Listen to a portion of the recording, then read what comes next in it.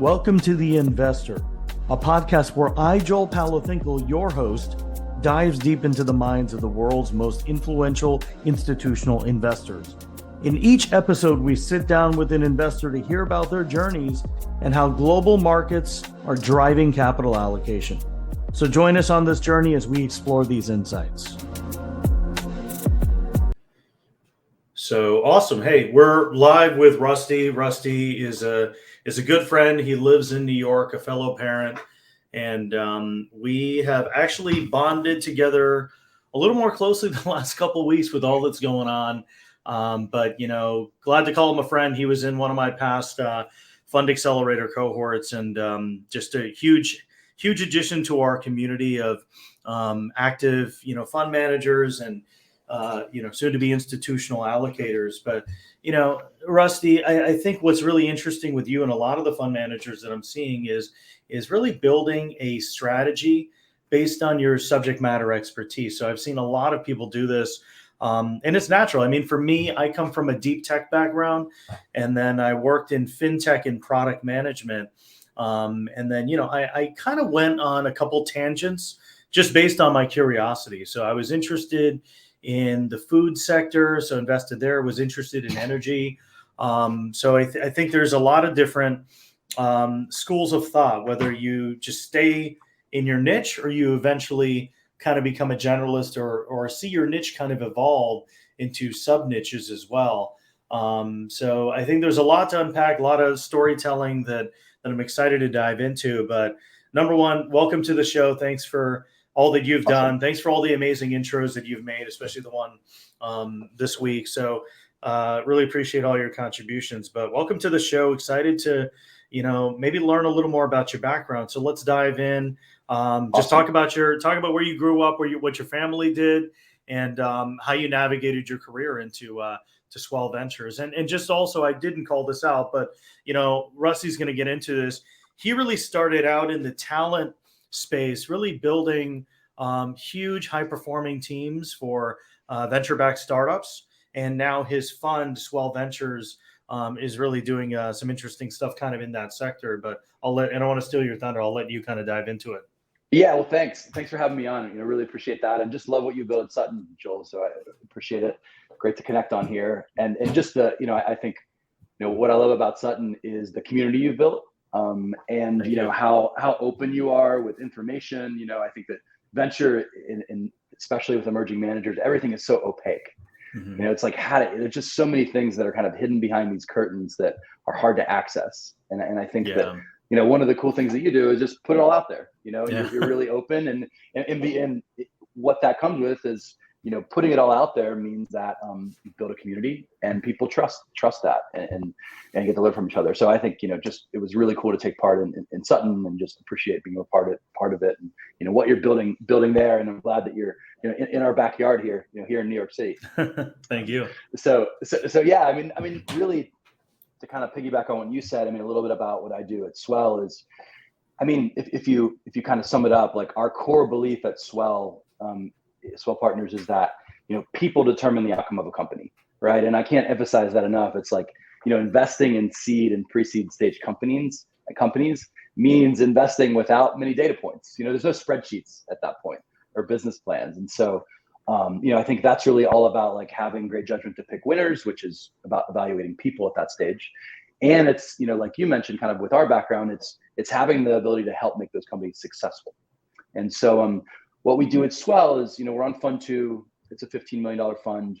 The investments are really driven by, like I said, the caliber of the founders, and that paired with the ability for these startups to create their own market and category. And so, what we do is, I'm very fortunate to have, a best friend and incredible business partner for 14 years, Jay Patil. And, what we do is we offer founders 2 GPs that are like hands-on, and what we think is world-class at recruiting, and give them what, really is kind of like an unfair advantage in building teams, going after like the top people in the country and helping those, these founders build and scale amazing teams, through the life cycle of the company. So through, it's not just when the next, stage investor comes along, we don't disappear, right? It's through acquisition or IPO from day one we invest. Until that point, it's, being a true partner and an extension of the team. And so, we've just been fortunate to kind of go down this really organic journey. We didn't start going into venture with $30 million in our back pocket. Like, let's get in venture. It really was like one foot, in front of the other, going from, from our backgrounds, obviously, and then working, as the first employees at a tech startup here in New York City, in the recruiting space, which led to angel investing, pairing that with recruiting, which led to a fund one, and now fund two. So it's been really, for us, this organic process of leading with value. What do you actually do versus like, can you deploy money? Yeah. So I got my first question for you, what makes talent? So you've looked at thousands and thousands of people, and the formula and the DNA of what, creates high performing teams and venture backable high performing teams, because that's really going to determine a lot of things. It's going to determine, can investors return their capital? Can the startups still survive? Can the startups survive during bad times, more importantly than good times? So, I want to know that. And then after you cover that, I want to know your reaction to kind of AI technologies and fun technologies like AngelList Talent that have just collected so much of this talent data. Do you see that kind of being interesting tools in the future to kind of help find talent? Mm-hmm. Yeah, I think, a long time ago, there was this movement towards like evaluating people. And, if you can collect the most amount of resumes, thousands and thousands of resumes, then you can actually make sense of that and evaluate people. The hard part about that is like people, their real experience and their, the intangibles about that person aren't on the resume. Right. So like the things about, what we were building at this tech startup, this is 13 years ago, was we were building this machine learning startup. Jay was the first employee at the startup. We were backed by John Elton, who's now Greycroft, and Jeff Judge and Novia Capital, and some other VCs, and more or less we were developing this like recruiting framework, right? This ML startup that was built to assess salespeople, right, and assess the startup DNA in people. And so we would actually record a phone call. We would run kind of the ML on top of that. And the goal was to rate that conversation and rate the salesperson. And so what do you rate on? Well, the characteristics that make salespeople great, which is drive, motivation, empathy, relationship building. Those are these key characteristics that I think that, we look for, because you obviously have to be incredibly smart to start a company. You obviously you have to have a track record and incredible body of work. Right. But I think what the last several years, really revealed is that, just because you worked at a company that maybe is like a top company, let's say, just because you worked at a company doesn't mean that you have the intangibles of, just a crazy drive to solve customer problems, like this incredible tenacity and resilience to win. Right. There's all these things about a person that, beyond kind of what their background is, or, seemingly like how smart they are, there's all these intangibles that, should they even be a founder? Does this person have that burning desire to win and solve customer problems? Like, what drives their behavior? Like, what do they have to prove? And I think that, for us, it is really kind of looking at diving deep into those, kind of the next layer, and really what motivates people at their core, because that, getting to those whys is really essential in early stage investing. Yeah, no, that's helpful. And do you think there's learnings that you had from just maybe culture fits, just kind of reflecting back? I mean, because culture is such an antiquated word. We don't really know what that means. And different people have a different definition of it. But what is culture? Like, how can a founder and even a fund manager, I mean, I see so many parallels after, having so many people kind of go through our platform. It really is the same thing, so if you're trying to build a team and a culture and a community, what's kind of some common threads that you've seen? Yeah, I mean, that's the thing, is like, people who, there's this sentiment of like, first time founders, it's all about the product, and attacking the market. And second time founders, it's all about the team. I think that is it's not true in every case, right? That everyone's different. I don't put a box around like, oh, this is this type of founder or not. Like you have to kind of have a completely open mind to that. But culture is incredibly important, and the early hires of the company, and at Swell, we think there's 4 to 6 hires at a company that really impact and shape the future, right? And so that's why when we invest in a company, we really want to help the founders make those critical early hires, whether that's a head of sales, BD, marketing, product, et cetera, revenue related. But it is those 4 to 6 early hires that determine the entire culture of the company, right? And it's hard to go back in time if you don't get those right. And there is really like building a culture, where building a particular culture is incredibly important, right? And so yeah, I think that establishing those things early on, saying this is the type of people we're after, high character, high integrity, incredibly driven, incredibly curious, incredibly resilient, tenacious type of people who have backgrounds that makes them really experts in what they're doing and can supercharge your business. I mean, I think that just all compounds, right? Yeah. Do you one thing real quick just on the tech side, I don't know if you can bump up your volume a little more, if you could, I don't know, speaking to the mic a little more, but also just do you have any examples of good culture? Like maybe there's a B2B SaaS company and this is what you liked. I mean, I don't know if you have any case studies, but that would be really helpful. And I know there's no shoe fits all, but maybe just some amazing winning teams. Kind of like, I mean, I always love founder stories. So if there's a kind of a story of a team that crushed, you don't have to say their name, but like, maybe some things that they did. And then same thing, maybe some of those things that you think fund managers have done really well. I mean, I believe, the fund managers that will do well in the future are people that can be open and, share learnings with the community, because that's one of the best ways to build relationships with LPs, just kind of helping them be educated on why they should come on the journey with you. But before that, they get little breadcrumbs of content that maybe helps them in the workflows too. So I've seen that as a really helpful tool for founders as well. I mean, but maybe you have a couple examples of just some of the founders that really nailed and then I think let's cover that. And then I'd love to learn your thought process on, how these companies can scale to actually the institutional grade venture backable scale too, because people don't often talk about that.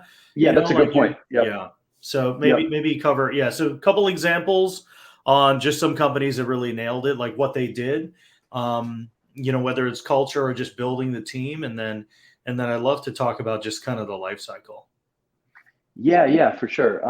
I mean, I think a great example of a company that we work with that is a portfolio company that has an amazing culture is a company called Crisp, and that's founded by Ari Trosdal and Doug Lieden, and it's this is their second or third company together. Serial entrepreneurs have learned so much over the years, and we invested in their last company, TapAd, which had an exit here in New York City, and I think that we just love what they've built at Crisp on just the people side and culture. They decided to actually build a remote first company before the pandemic started, right? So if you're going to do that, then you need to really dial in your values from day one, right? So I think dialing in and stating your values at a very, very early stage is something that they did, and that begets it's a cycle, right? Like if you can state that early, that's incredibly important. I think one of the things about Crisp is it's also a very mission-driven company, right? I mean, it is like a double bottom line company, what we call it, in that their goal is to obviously build a massive business, But it's also to really have a massive impact on the world, right? And so they're able to build a business where those things go side and side, where they actually, help work with retailers and distributors and food brands, big and small, and help them reduce food waste, right? And at the same time, they're helping all of those brands get better insights, save, really reduce as far as margin goes. Their food waste is their lost margin, right? So they're really able to amplify those businesses, grow those businesses, and give these like long tail food brands tools that they never had before, as well as work with CPG Fortune 500. But at the same time, I think the mission driven part really lets them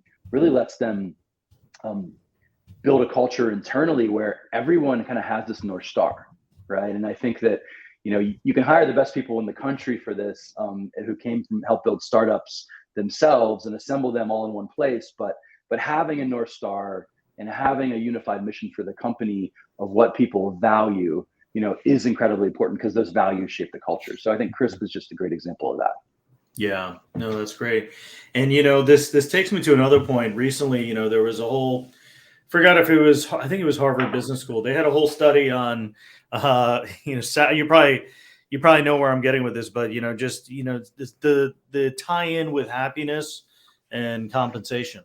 And there was a whole study, I think several years ago, saying, look, after 75K, people don't care about money. But there was a new study recently that said that money does bring happiness, because you can have the tools to maybe help your parents when they're sick, or, if you need to go somewhere quickly, you have the resources to do that. So, my question to you is what is important to attracting talent? Like what do prospects or like potential, high quality candidates actually really care about? I'm sure the money is important. I'm sure the mission is important, but just any reactions to those two differing studies?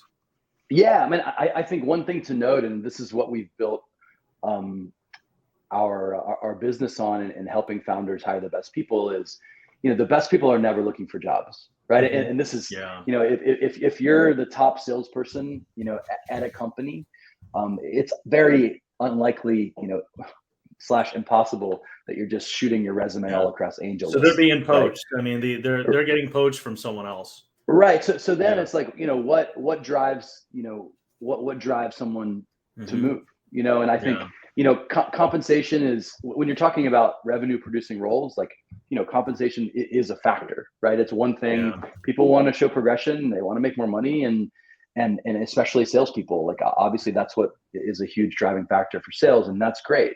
But besides money, you obviously, like you mentioned and alluded to, there's so many other pieces of the puzzle, and they all go together, and you can't have one without the other. You can't have the money without the culture, and this instability and the growth potential, right? And I think that more than that, I think the key piece is that when people are looking at a company, is like, is this the only company in the country that can solve this problem in this unique way?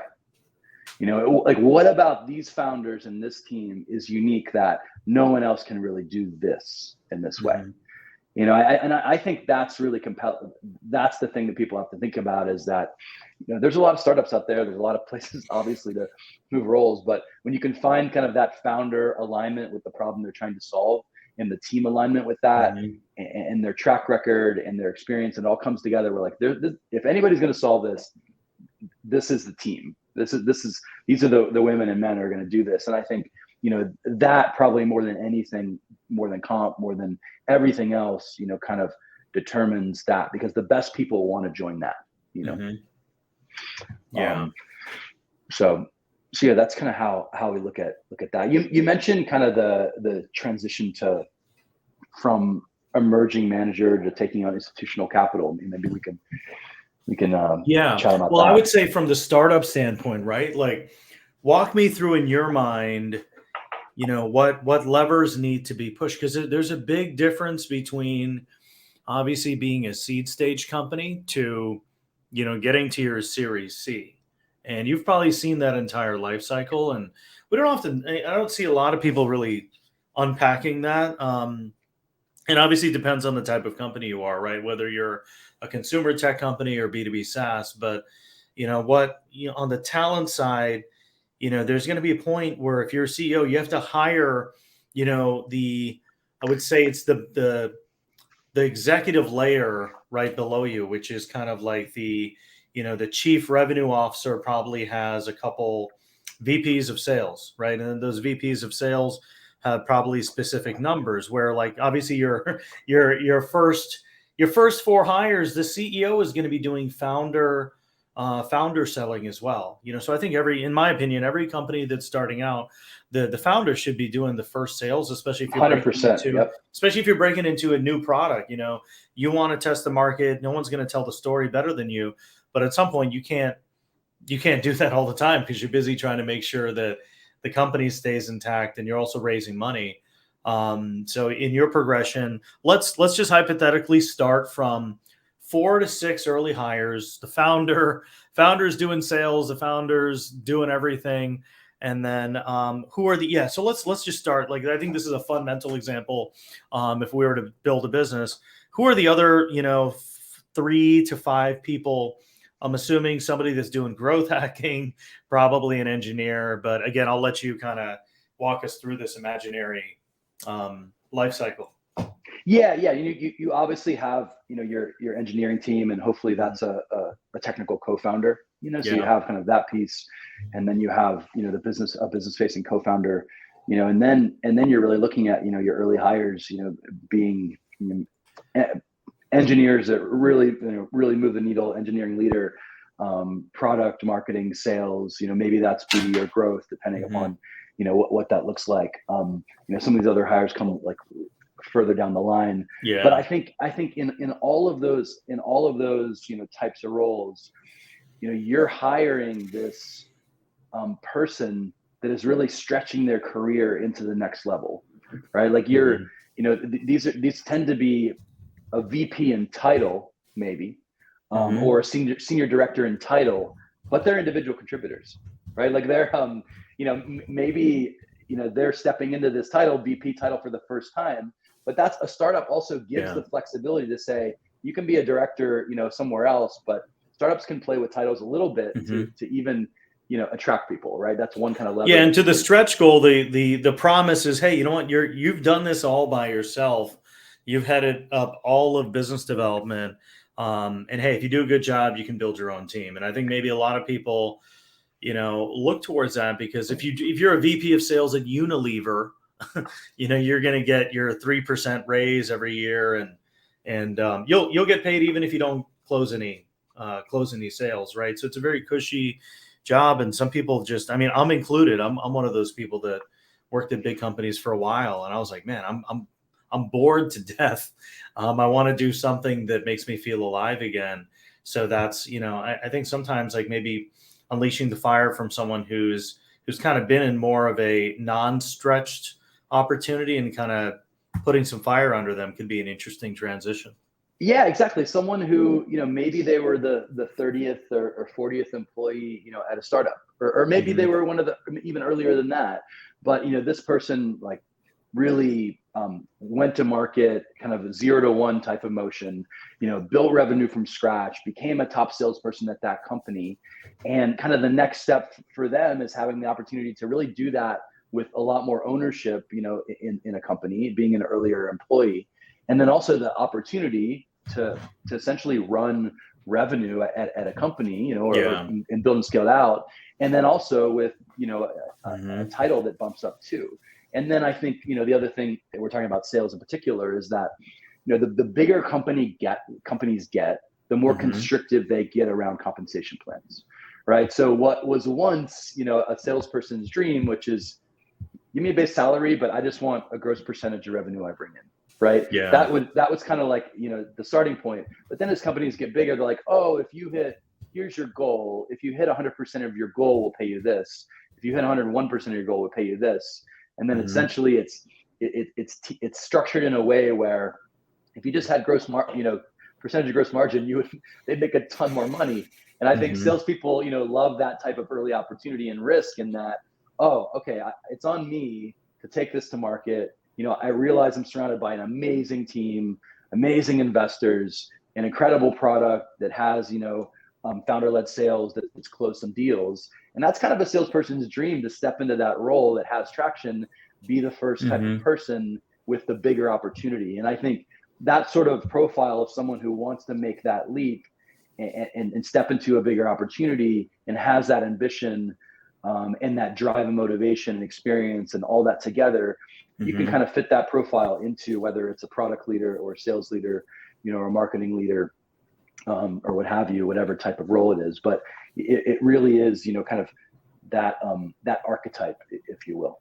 Yeah. And we've helped so many companies over the past, 13 years, going back to when we started, when we were at this startup, and it's hard to tell. I mean, it's hard to tell who these people are, and but even early on, what we were doing, Jay and I, is at this startup, it was pretty fascinating because, we were working with all startups to, this recruiting firm that was in-house at a startup we had to build to collect the data. And our clients, were founders, and we're helping them, but they were backed by, VCs like Andreessen or Sequoia or, New York or First Mark or whoever, who had talent platforms. And the question was like, why do they want to use, why do they want to work with us if all these VCs have talent platforms? And and so they answered that really clearly for us, which really kind of spawned Swell. But it is hard to assess these type of people, and I think that and it's hard to kind of, just because it is a deeper look into that drive and ambition, people who want that type of bigger role versus just what's on their resume. Yeah, that makes sense. And then, another question. So graduating to your price round, which is your Series A, usually it's a Series A. Sometimes it could be, a seed 2A or whatever they want to call it in this market. But, what are all some kinds of the big seeds? You got avocado seeds, mango seeds, like you name them. We got all of them. Yeah. But, so what have you seen in the dynamic drastically change overall, just in the company, and how have their expectations changed once they get their priced round? Yeah, and I for the audience, essentially, the price round is, before you get your price round, everything is evaluation cap. So there's no real valuation. We don't have to talk about it, but at some point when you get your actual institutional round, there is a valuation that's assigned to it. So there's definitely some expectations that probably are changing. So would just love your perspective on that. Yeah, I would just say, like, the structure, call the structure a price round, call another note, like whatever it is. I would say that's more of a formality. I would say it really is when you get past pre-seed and you're raising a seed or an A, like no matter how the deal is structured, there has to be, what's changed is before you could, raise a pre-seed, go to raise your seed without much traction, right? You could say, hey, we validated this market. We have a customer in this market, and this is the startup is attacking this one market, right? We validated the market. We have a customer, this is where things are going. Now we're raising our $2.5 million seed. That's what you used to be able to do, right? And I think now that's shifted to, you raise your pre-seed, then you go to raise your seed. And it's not that you just validated a market, or it's this idea of a market, right? Or it's not just the story anymore. Now it's, okay, tell us about your traction. What's it really look like? Like, is that the number of customers, the revenue, the retention, the just diving a lot deeper into customer traction. And I think that's the big shift. And that's why it's a lot harder to raise a seed now than it was 2 years ago. And so, so I think that's definitely a big shift. And then that just really stretches out, and that's kind of, that stretches out into your A and beyond. And then the other thing that's changed is just like the multiple on revenue of valuations in later stage, obviously, which is clearly impacted many people and growth investors. Yeah. So we got about 20 minutes left. I want to go, so now that we covered those topics, I think, and happy to cover any other topics you're passionate about as well, Rusty. But I think one natural topic for me is just your origin story of Swell VC. And then I want to just, extract some nuggets of wisdom for people that want to start their own fund. So maybe we can run through that, just talk about how how challenging it is and can be. And maybe some advice you have for people that want to launch their own fund. And then happy to rapid fire on any other topics. If you want to try to catch me off guard too, happy to try to answer any of those topics. Yeah. I mean, I think our origin story at Swell is really, Jay and I being early employees at a startup, first of all, like Jay being the first and me being, right after him, I think that's one thing, is just really working at a startup and getting that right. And before that, I had worked at, I've been really entrepreneurial. I worked at bigger companies and mid-size, and so I think my background, just to give you some context, so Jay and I are like I said, we're best friends, business partners for 14 years. Really because of our shared values, but our backgrounds couldn't be different. For Jay, that was growing up in Mumbai, this crazy city of 20 million people, and growing up with parents that that ran several different businesses, from running hotels to ad agencies to being doctors to breeding dogs, you name it. Jay's parents were incredibly entrepreneurial, and he, from a young age, he's basically in charge of these businesses, right? Yeah. So just incredible background there. And for me, I was the opposite of growing up in a city of $20 million. I grew up in a town of 70,000 people in Springfield, Ohio, which was surrounded by forest, running around the woods as a kid all day, and then cornfields on the way to school. So it was just a very different backgrounds, but our values are really kind of what formed who we are, right? And I think that for both of us, we just have a lot shared there, and foundationally just know who we are as people, have great families, and just emphasis on character, integrity, and all these things that have really I think bonded us. And then growing up, I then went to college, university. I went to Miami of Ohio, which most people, probably a lot of people, have never heard of. But our bookstore, had a T-shirt that says Miami was a university before Florida was a state. Yeah. So it's a Miami, Ohio. Yeah, Miami, Ohio, and surprisingly enough, I've actually reconnected with so many people there, and there's just so many incredible people who work in venture, but also who founded companies, and the founders of DoubleClick, of MongoDB, of just so many companies went to Miami, which has been really cool to see. But after that, I kind of followed this interest I had in music, in the music business, and got into the music business after college. So for me, my first job was at a creative artist agency, CAA, talent agency. And so I lived and worked in the music business in Nashville and Los Angeles, and did that for around 5 years. And looking back at it, it's kind of funny. 20 years ago, I was learning and practicing what I do now, actually, which is really at CAA, it's about being right and being early, and that's the name of the game. Name of the game as an agent, So I don't know if you know Bruce from Mech Ventures, but he was in our A&R. And now he runs Mech Ventures, which is culture. They focus on culture. So I've really been passionate about the music industry too, and been trying to kind of stitch that into venture. Plus, shout outs to Rishi from Plus8. So they're also a really cool investment firm focusing on music technology as well. Cool. I have to make an intro for them. Some of them are DJs too, which is crazy. They know they know all the people at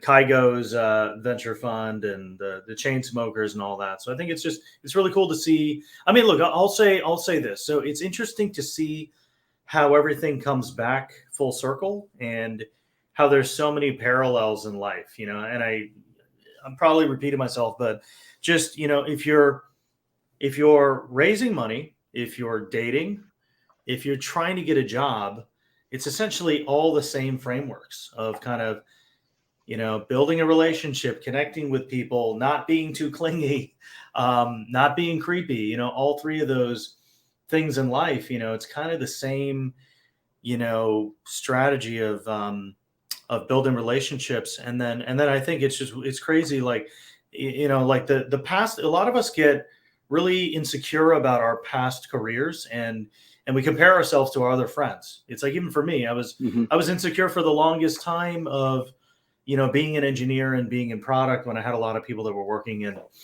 private equity. But I feel now like some of those things that I learned kind of like complement who I am. And I feel like it's, we'll probably, maybe we'll double click on being dads as well. But it's just, I try not to have as many regrets of like just decisions I made, because I think somehow all of that flows into who we are, like, our cultures and our value and just the person that we've evolved to be.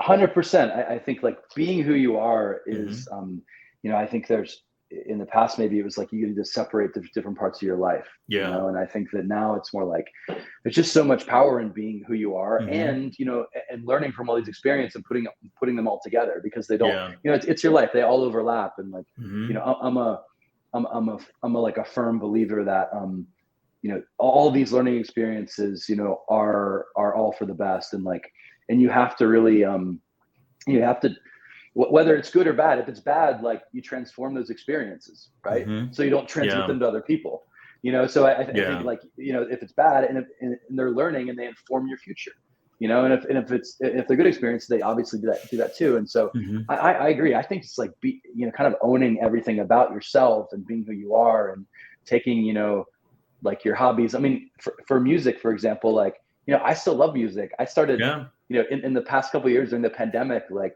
working with all these reggae artists in Kingston, Jamaica, and I, I've went into that world and like, and love that, and they're just, all these things kind of come together, and I think it's really important to just be who you are. And I think that it's just also relatable, like being like just boring and like just avoid boring people, right? Like avoid boring them, and avoid hanging out with boring people. And I think that's it's just, there's a lot of power in just and just sharing more about So what kind of music were you into? So were you in, you said you spent some time in Nashville, so I'm thinking like folk, country. Is that kind of like the genre? Nashville, you're right, is the epicenter of country. It's funny, when I worked in Nashville, I worked in the rock and roll department for the top rock and roll agent, and we represented John Mayer and Kings of Leon and My Morning Jacket and stuff like that. And then, which was amazing. I worked for Scott Clayton at CAA, and that was, first job out of college. That was the most intense, atmosphere. Like the phone's just ringing off the hook. It's just like deals being cut, intense, work environment. Nothing will be intense as that for me. And then the flip side of that was, like you said, then I moved to Los Angeles and I worked for a management company, and we managed like huge country artists, right? So it's funny for me. It was like, rock and roll in Nashville and country in LA. So pretty funny. So I was out there, and then I went to Boulder, Colorado, and lived there. And then, from there I moved to New York almost 14 years ago. Yeah. So I had an interesting musical journey too. I mean, I was a drummer. Yeah, I was a drummer in a punk rock band in high school. Yeah, in high school, and then I never really pursued it. But my career, my musical taste kind of evolved over time. Like I ended up getting more interested in like soul and R&B and hip hop. So I kind of have a pretty diverse palette. I learned the drums playing Metallica and Led Zeppelin, just playing all their songs. I can play. I don't play because, we live in New York and we got like, it's a crazy house here, right? There's like two little kids running around. So yeah, I mean, but I can play. I don't think so. I think if you're a drummer, you might get somewhat rusty, but you never really lose the skill, I would say. Yep. And what I'm excited about, so I'll say one of the best concerts that I went to was in New York. It was a Rolling Stones tribute concert, and Norah Jones happened to be there. And a couple of these like old 90s bands were there. I forgot who they were, but like the Black Crowes were there, and they're all just playing like different Rolling Stone songs. I love that. It was pretty amazing just being like, 7-8 feet away from Nora. I think it was in the bowling. Yeah, it was in one of those small little Like little amphitheaters, and some small little amphitheaters in like Lower East Side, but that was amazing. And then there's a new artist that I'm following. His name is Mark Rebier.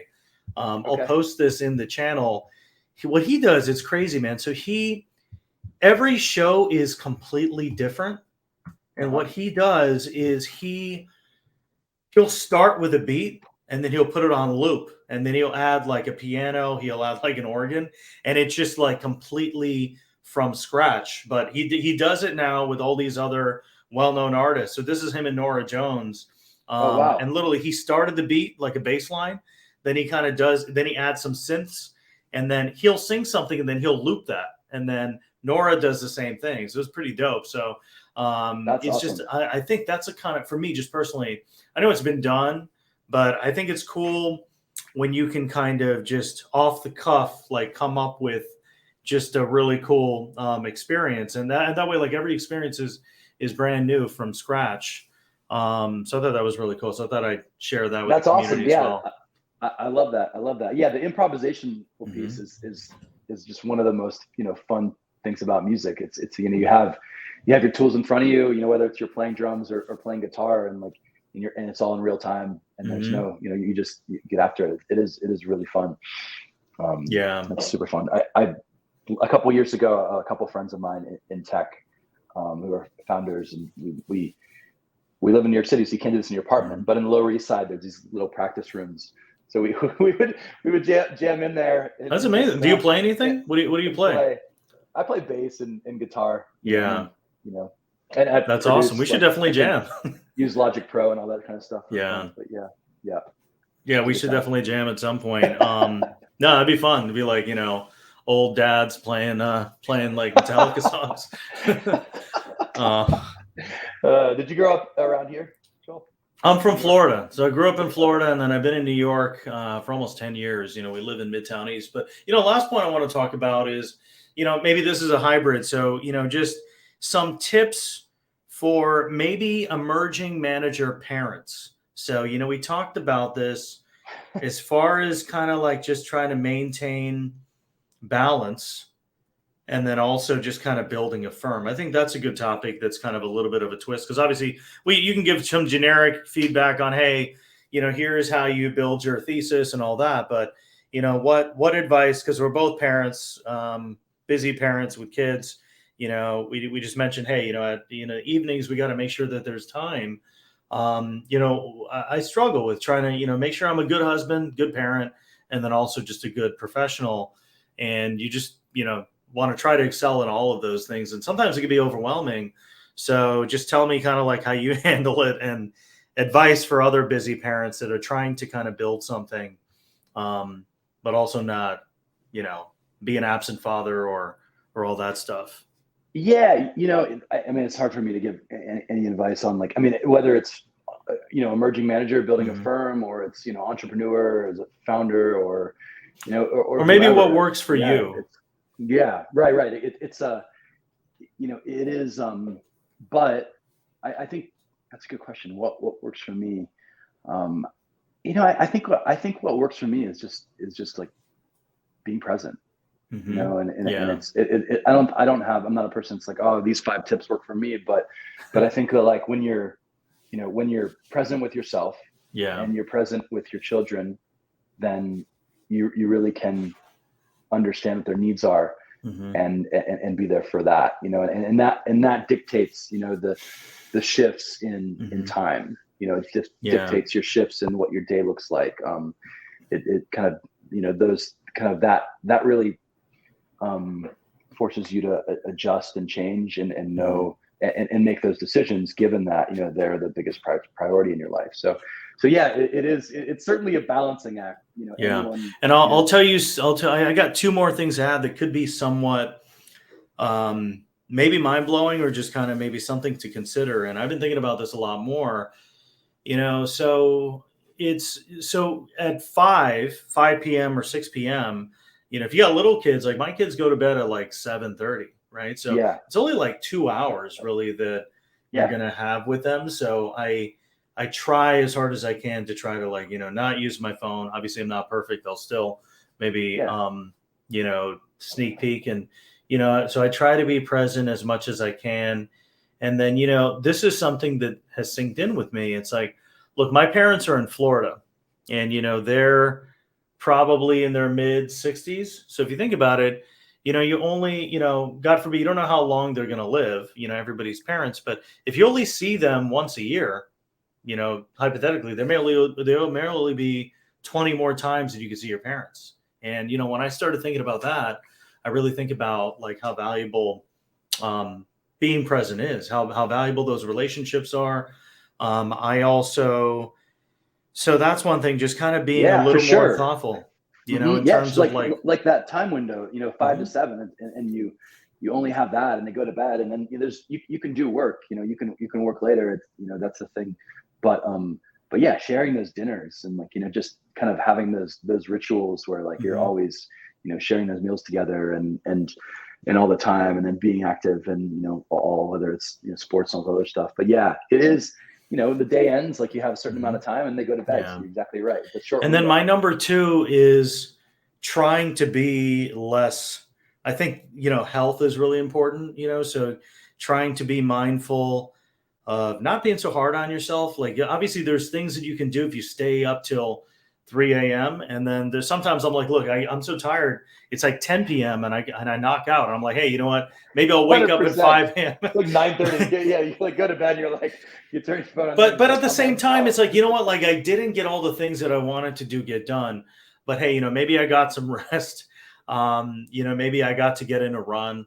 So, you need health to be present, and you need health to actually be a performer as well. So if you kind of sacrifice your health and mentally you're too hard on yourself, even though you get like 10 of those to-do items done, if you're not if you're degrading your health, and I think it's going to have some long-term effects. So those are kind of the two things that I try to think about. I used to be super Yeah, hard on myself. I used to work like people used to like tell me, "Oh, Joel, you never sleep," and I think for me now, I don't know if I'm proud of that, of like not sleeping as much. So now yeah. I try to sleep, and then I try to kind of hire somebody or try to replicate myself the best that I can. Hmm. Um, Yep. because it's it just kind of takes a toll on you if you're kind of losing sleep, and then you're kind of got all these other things going on, like all of us did last week. Yeah, Yeah. 100%. No, you're right. I mean, I feel like there's such a massive shift in the past, 5+ years Mhm. to sleep, and like how Yeah. powerful sleep is, and like Hmm. you're it's like you operate like you're intoxicated without sleep. Yeah. You operate like you're working shifts. If Hmm. like you're a shift worker without sleep. I mean, it really that you got to get your sleep. I totally agree. Hmm. It's something that has to happen. I was going to say one other thing, but yeah, no, same page with you. Same page with you there. Yeah, and I would say, we all have our off days. I mean, definitely, like I would say when I know that I'm off my game, it's definitely those days that I don't get enough rest. So I think definitely Hmm. that's um, something that I'm mindful of. So I'm just also mindful of the time. Yeah. Maybe we'll spend And the last couple minutes. If anybody has any questions on LinkedIn, we can try to address them. If not, we can do it asynchronously. But maybe we just end with just kind of one of your biggest takeaways or couple learnings, either from a mentor or just from the last quarter. Anything you want to maybe share as just maybe a helpful learning. man, I mean, the helpful the helpful learning in the last week is Just one, one, have a bank account with one month worth of payroll and your expenses. Two, have a yeah. backup account. And three is like, put your money in government backed short-term securities. I Hmm. think that's the biggest takeaway, is that, Yeah. man, is that treasury management was the most unsexy thing in around, and now it's one of the most important. So I think that's been like very, very, very top of mind, Hmm. as far as the past week. And then kind of going back to what you said is like, you you can't control a lot of this stuff. You know, Mm-hmm. you can, you know, really work your ass off to be the absolute, you know, best at what you can do. Yeah. And I think that's the expectation, is like, you know, have higher expectations for yourself than anybody can help, you know, else can Mm-hmm. have of you. And if you do that, you know, you'll be, and you work your ass off, you will be successful. Right. But at the same time, like you said, like, you have to give yourself some grace. You know, you have Mm-hmm. to be like gentle with yourself. You know, you can't, you know, have super high expectations and then, you know, constantly knock yourself down because you didn't achieve, you know, one of those things. It's like, Yeah. you have to take it easy on yourself. So I think that, like what you said, you know, that's such a great, you know, takeaway Mm-hmm. that I think about. And then just, you know, practically is like, man, treasury management, it matters now. That's the past, you know, 72 hours or past week takeaway. So, Yeah. but yeah, I've really just enjoyed, you know, being on here, and it's great to chat with you and catch up with you, and, you know, appreciate, you know, you having me on for a couple minutes. Yeah, I really appreciate it, man. Hope everything else goes well, and you know, we'll get together, man. Maybe we'll jam out in that studio, or you know, do a drink or something like that in New York, and get Yeah, some of the local VCs together and do something fun. it sounds like a great plan. All right, man. Take care. Thanks a Catch up lot, Phil. soon. Appreciate Yep. it. Talk to you Yep. soon. Bye.